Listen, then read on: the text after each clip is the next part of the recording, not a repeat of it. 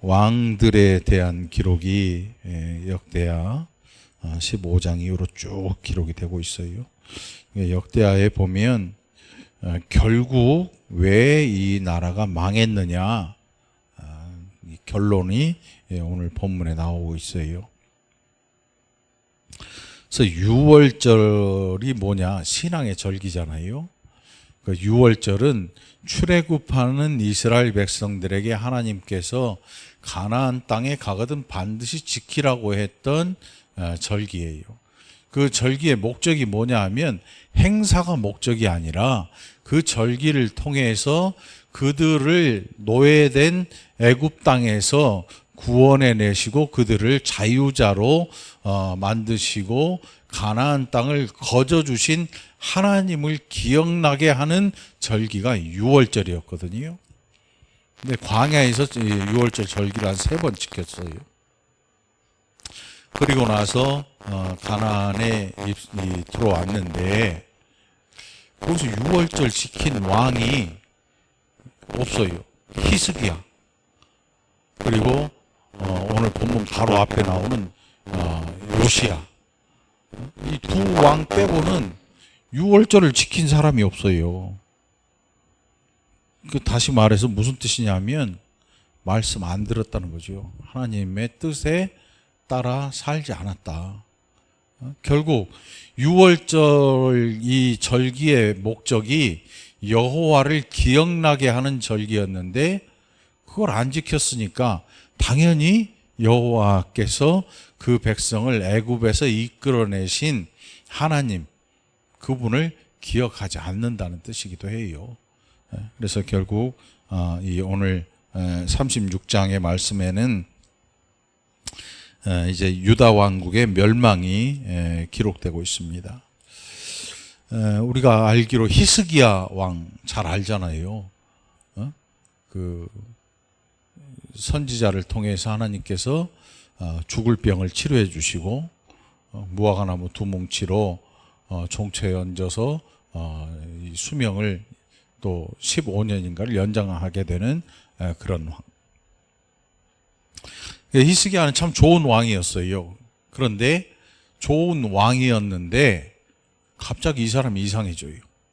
어떻게 이상해지냐면 쓸데없는 자랑을 늘어놓아서 하나님의 성전 보물을 다 빼앗겨 버려요. 여러분 집에 금송아지 있으면 어떻게 해야 돼요? 자랑해야 돼요? 철없는 사람 자랑하죠. 야, 우리 집에 금송아지 있어. 우리 엄마가 장롱에 꼭꼭 숨겨놨어.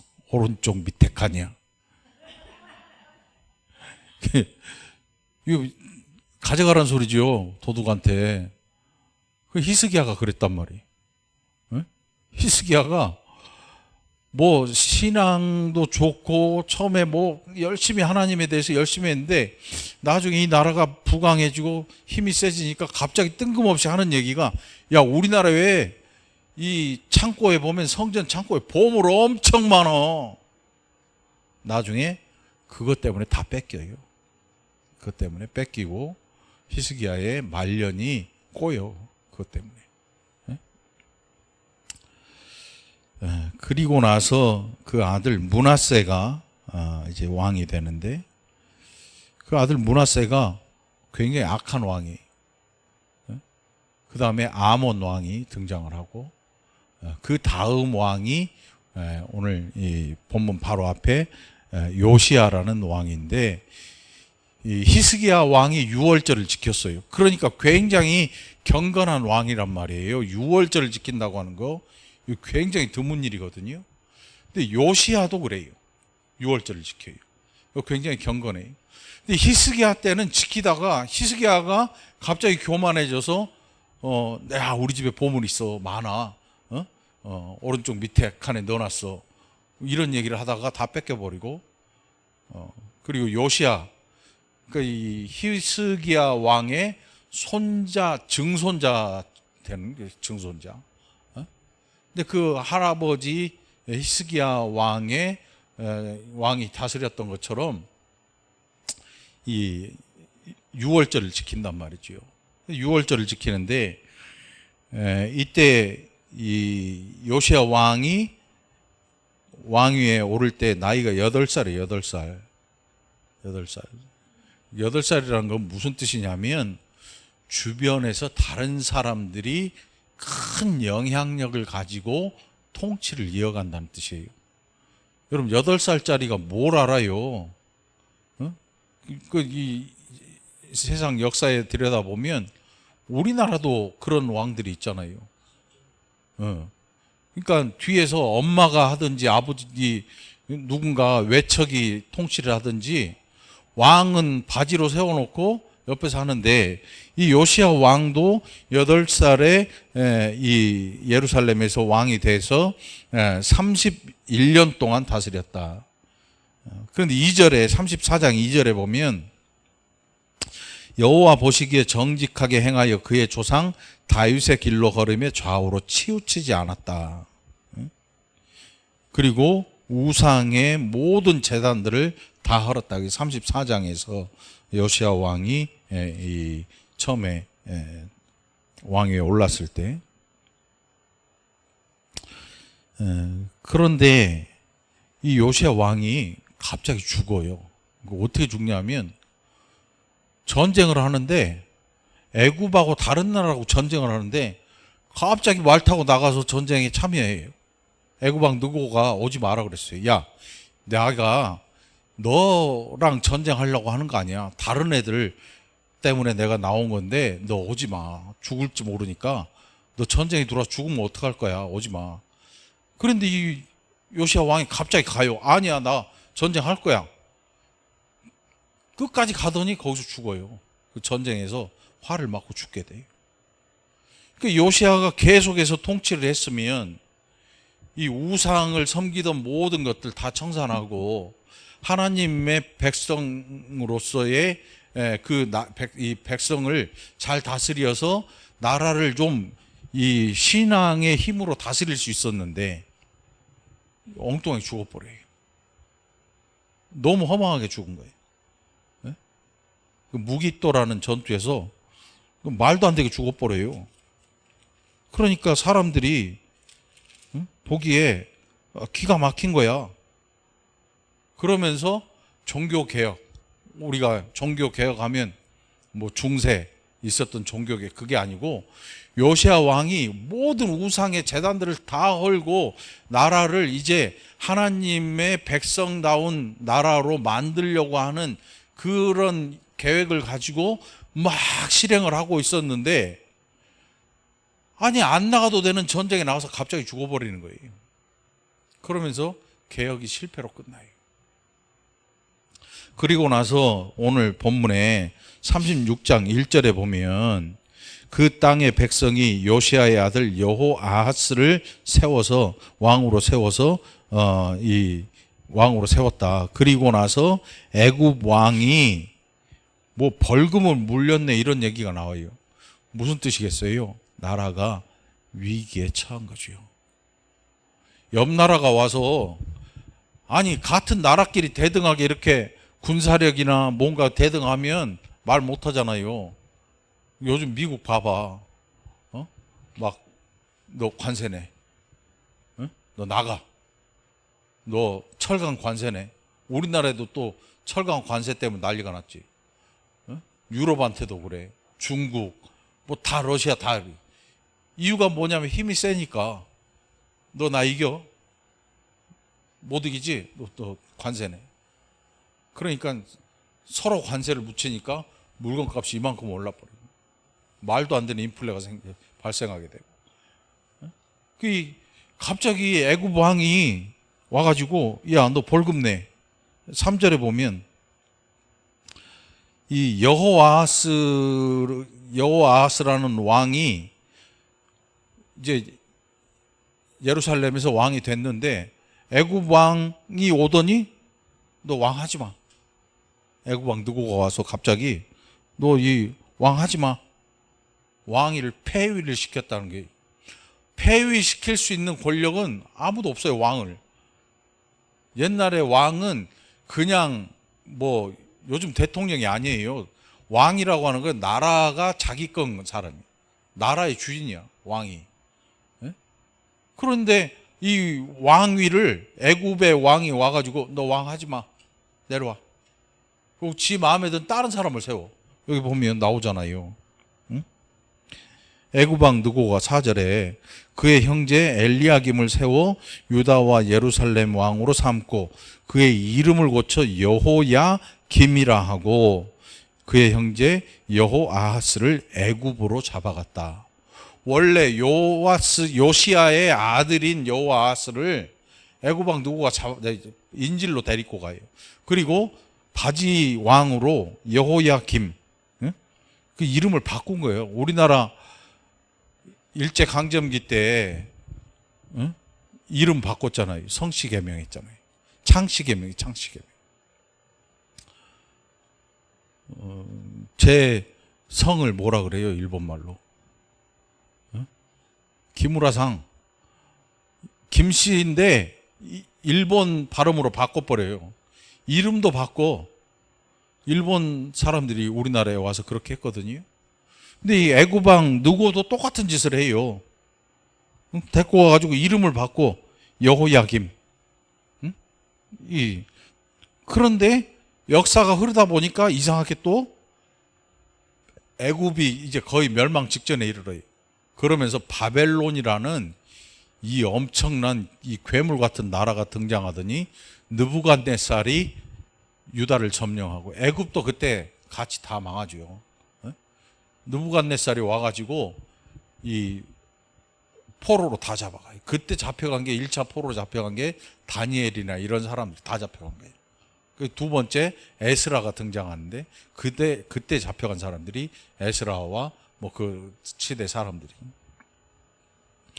근데 이 사람들이 시드기야도 잡아가고 뭐 다 잡아가. 자, 오늘 이 36장은 우리에게 뭘 알려주냐면 이게 개혁한다 그래서 하나님의 진노가 끝나지 않아. 이미 늦어버린 거예요. 요시야 때 개혁을 했지만 이미 늦었어요. 언제부터 늦었냐? 히스기야 왕 때도 늦었어. 근데 그 전에 하나님께서 그의 사신들, 36장 16절 보세요.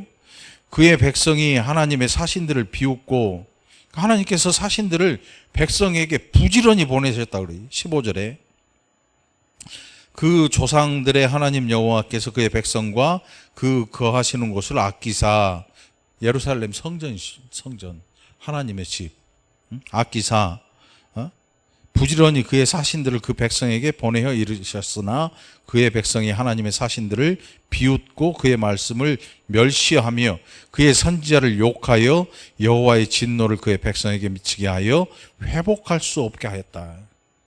예루살렘 성전을 이방 사람들이 와서 욕되게 한 게 아니고 그 예루살렘 성전에서 하나님을 섬기는 그 백성들이 예루살렘 성전을 욕되게 했다는 거예요, 여러분. 교회를 욕되게 하는 게 누구겠어요? 교회 예배 드리는 사람들이 믿음이 없어서 그 예배를 사람의 예배로 바꿔버릴 때 사람의 영광을 받고 사람의 뜻이 더 세워지는 그 교회를 욕되게 하는 거예요. 왜? 하나님의 영광이 떠나가 버린 게 이 예루살렘 성전이잖아요. 결국 멸망했잖아. 하나님께서 이방인들 때문에 성전을 문 닫은 게 아니에요. 이 백성들의 불신앙 때문에 성전을 버리신 거죠. 그러니까 뭐 외세의 침략에 의해서 이 성전이 불타고 회파되고 그러니까 이 우상을 섬기는 인간들 니네는 나쁜 놈들이다 이게 아니에요. 그거는 세상 역사를 보는 사람들의 눈이고 하나님의 이끌어 가시는 역사를 보는 사람들의 눈은 뭘 봐야 되냐 하면 예루살렘 성전 안에서의 제사가 실패한 걸 봐야 돼요. 제사가 망했어. 예수님께서 이 유대인들에게 뭐라고 하십니까? 너희 조상들이 하나님의 선지자들을 다 잡아 죽였지 않느냐. 그 말이 여기 기록된 거예요. 하나님께서 자신이 거하시는 그 집을 아끼시고 그 백성들을 아끼셔서 부지런히 그의 사신들을 그 백성에게 보내어 이르셨다. 그게 15절의 말씀이잖아요. 그러니까 하나님께서 모른 체하고 뒷짐지고 그냥 갖다 주는 염소 피나 마시고 양 고기나 뜯어먹고 이런 신이 아니에요. 그게 좋아서 그 피나 고기가 좋아서 그 제사를 받으시는 하나님이 아니고 그 백성 때문에 그 백성들로 하여금 하나님 아버지께로 올 길이 없어서 그 길을 열어주시기 위해서 그 제사가 필요한 것을 하나님께서 알려주신 길이거든요. 근데 그 제사를 망해버렸어요. 그 제사에 관심도 없고 하나님께 관심도 없어요. 제사는 그냥 피만 흘리고 마당만 밟고 돌아가는 그런 제사였고, 순종하는 자는 한 명도 없고, 제사장들은 그 고기에 눈이 멀었고, 고기를 들고 찾아온 사람들은 그냥 자기의 의무만 하고 돌아가 버리는 거예요. 하나님 찾지도 않아. 그게 이 당시 이 백성들의 모습이었어요. 그래서 하나님께서 갈대아 왕의 손에 그들을 맡겨버리시고 어마어마한 채찍을 드신 거죠. 징계를. 그러니까 이미 늦어버린 거예요. 히스기야의 개혁도, 요시야의 개혁도, 저 앞에 보면 히스기야 앞으로 요아스라는 왕도 있어요. 그 왕도 개혁을 좀 해보려는데 옆에서 엉뚱한 놈들이 나타나서 그 계획을 다 없이 해버리거든요. 그러니까 이 왕을 하나님께서 세우시면서 왕에게 말씀하세요. 다윗이나 솔로몬에게도 말씀하셨어요. 너희가 내 말에 순종하고 내 율례와 법도를 지키면 너희가 복을 받는다. 응? 너희 주변에 대적자들이 없을 것이고, 너희가 농사를 지면 땅에서 알아서 그 식물들이 튀어 올라올 거다. 그게 가나안 땅의 언약이거든요. 가나안 땅이 그들에게 주는 복은 바로 그거예요. 응? 이게 농사는 부지런한 사람이 잘 져. 응? 그런데 농사를 편하게 짓게 만들고 기계를 만든 사람들은 누구냐 하면 게으른 사람들. 응? 이상하죠. 농사는 부지런한 사람이 잘 져. 막 거름해주고 물 주고. 근데 고생을 엄청 해. 몸이 고달퍼. 근데 한참 하다 보면 뭔 기계가 하나씩 나와. 그 기계를 만든 이유가 뭐냐면 일하기 싫은 사람이 만드는 거야, 그거. 아, 이거 너무 불편한데? 너무 힘든데? 땀나. 그래서 기계를 만들어. 팔어.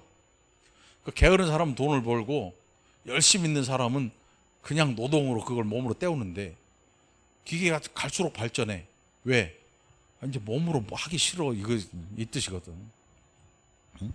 자, 아무튼 이 하나님께서 예루살렘 성전에 사람들이 찾아오는데 이게 나중에 습관화가 돼버려. 야, 절기 됐으니까 교회 가자. 그냥 할 일만 하고 가자. 뭐 찾아보지도 않아. 하나님의 이름도 부르지도 않고 순종할 생각도 없어. 제사장들은 고기를 갖고 오면 좋아해. 왜? 먹을 거니까. 자기 수입이니까. 서로 목적하는 바가 여기에서 맞아 떨어지지. 제사장은 고기를 원하고 고기를 갖고 온 사람은 제사를 원하고 찜찜한 거 없애고, 이게 맞다 보니까 이렇게 세월이 흘러가면서 하나님을 찾는 사람이 없어지고, 그러다 보니까 순종하는 사람도 없어져. 다윗에게, 솔로몬에게 끊임없이 말씀하셔. 모세 때도 말씀하셔. 너희가 내 말을 듣고 순종하면 너희의 떡반죽 그릇, 냄비 뚜껑, 솥뚜껑, 온갖 것들이 다 복을 받을 거야. 들판에서도 복을 받고, 나가서도 복을 받고, 들어와서도 복을 받고, 들에서도 복을 받고, 다 복을 받을 거야. 이렇게 말씀하시. 사람이 노력해서 잘 사는 게 아니에요, 여러분. 죽으라고 노력하면 목구멍이 포도청 거미줄을 안 치고 살지. 그런데 말이에요, 하나님이 허락해 주시는 사람이 또 잘 살 때가 있어. 그게 누구냐면 그 백성들이에요. 이스라엘 백성들. 순종하면 자동으로 땅에서 튀어나와. 팝콘처럼 먹을 것들이. 그러니까 가난이란 걸 몰라. 전쟁의 무서움도 몰라. 왜? 하나님의 어미하심이 그들을 지키시거든. 주변 나라들에게 두려운 마음을 심어 놓으셔서 쳐들어갈 엄두를 못 내게. 그래서 다윗 때, 솔로몬 때 주변 나라 사람들이 공물을 바쳐요. 뭔가를 갖고 와서 공물을 들고 우리나라 침략하지 말으라고 사정사정하면서 물건을 바쳐. 그게 평화의 시대예요. 하나님께서 그렇게 만들어 주시는 거예요. 근데 말 안 듣고 순종 안 할 때 어떠냐? 아무리 잘 먹고 잘 살아도 소용없어. 주변 나라들이 깔보기 시작하고 쳐들어오기 시작하면 다 털려요. 오늘 본문 보니까 은 100달란트에 금 1달란트. 이거 이상하잖아요. 나라인데. 솔로몬 때는 뭐 금이 뭐 수백 달란트, 만 달란트 막 이랬는데 지금 이 왕이 지금 이 여호아스 왕이 된 이때에 벌금을 물리는데 100달란트, 금 1달란트. 요 벌금만 봐도 이 나라가 거지가 됐구나. 이걸 알 수가 있죠. 다 뺏겨버리고 없는 거예요. 이거를 여러분 벌금이라는 거는 내기가 이 고대 왕들의 벌금은요. 내기가 허리가 휘청할 정도예요. 근데 이 나라의 이 은 100달란트하고 금 1달란트 솔로몬 때였으면 이거는 돈도 아니야. 은금이 뽕나무처럼 흔해 빠졌을 때니까 뽕나무. 떼굴떼굴 굴러다니는. 근데 이게 은 100달란트, 금 1달란트를 벌금으로 내게 했다? 그리고 이것 때문에 나라가 힘들어졌고 왕을 폐위시키고 무슨 뜻이냐면 이 나라가 이제 거지가 돼가는 거죠. 거지가. 거의 거지가 되었다고 봐요. 결국 이 36장 이 16절과 15, 16절 보면 왜 망했느냐? 그 역대하의 기록의 목적이 뭐예요? 포로기에서 돌아온 백성들에게 너희는 누구냐를 알려주는 내용이거든요. 너희는 그냥 힘없어서 애굽으로 이제 바벨론이나 페르시아의 포로가 된 게 아니야. 하나님의 백성이었는데 너희는 순종치 않음으로 말미암아 불신앙으로 말미암아 너희가 지금 오늘 이렇게 된 거야를 알려주기 위해서 역대기를 기록을 해서 그 백성들에게 보여주고 있는 거예요. 결국 그 결론이 뭐냐 하면 하나님이 그렇게 간절히 그 대사들을 보냈는데 선지자들을 보냈는데 너네 조상들이 그 선지자들을 멸시했다. 다 잡아 죽이고 그래서 결국 하나님이 갈대아 왕의 손에 그들을 넘기셨고 포로로 잡혀가게 된다. 그게 이제 20절에 19절 20절에 쭉 기록되어 나오지요. 하나님의 전을 불사르며 예루살렘 성벽을 헐며 그들의 모든 궁실을 불사르며 그들의 모든 귀한 그릇들을 부수고. 이게 성전을 부순 놈들이 나쁜 놈들이 아니에요. 물론 나쁜 놈들이지만 그 성전을 거하시는 하나님이 그 성전을 버리게 한 사람이 누구냐? 우리는 이거를 봐야 되는 거예요. 그냥 세상의 역사가들에게는 누가 침략해가지고 이 강력한 군사력으로 이 나라를 집어삼켰다, 함락시켰다. 여기에 끝이야. 뭐 정치적인 이유 뭐 나오죠. 그런데 신앙을 가진 우리들은 그거를 세상의 눈으로 보면 안 돼요. 우리는 뭘 봐야 되냐면 그래 불순종함으로 성전이 망한 거구나. 이걸 봐야 돼. 역대기의 기록하는 이 기자가 이 이스라엘 백성들 포로에서 돌아온 이 유다 백성들에게 하고자 하는 이야기의 내용이 뭐냐면 우리는 힘이 없어 포로가 된 게 아니고 힘이 없어 전쟁에 진 게 아니다. 우리는 여호와를 믿는 믿음이 없어서 이렇게 된 거다. 이걸 이야기하고 싶은 거죠. 그러니까 여러분 누가 교회 욕하고 뭐 이러 한다 그래서 아유 시대가 그러니까 시대가 그런 게 아니고 신앙인들이 그렇게 만들어 간 거예요. 결국 그 일을 우리가 버리도록 판을 깔아준 거나 마찬가지야. 신앙인들이 올바르지 못하게 신앙을 버리고 살아왔으니까. 그러면서 이제 고레스의 이름이 등장해요. 고레스의 이름이.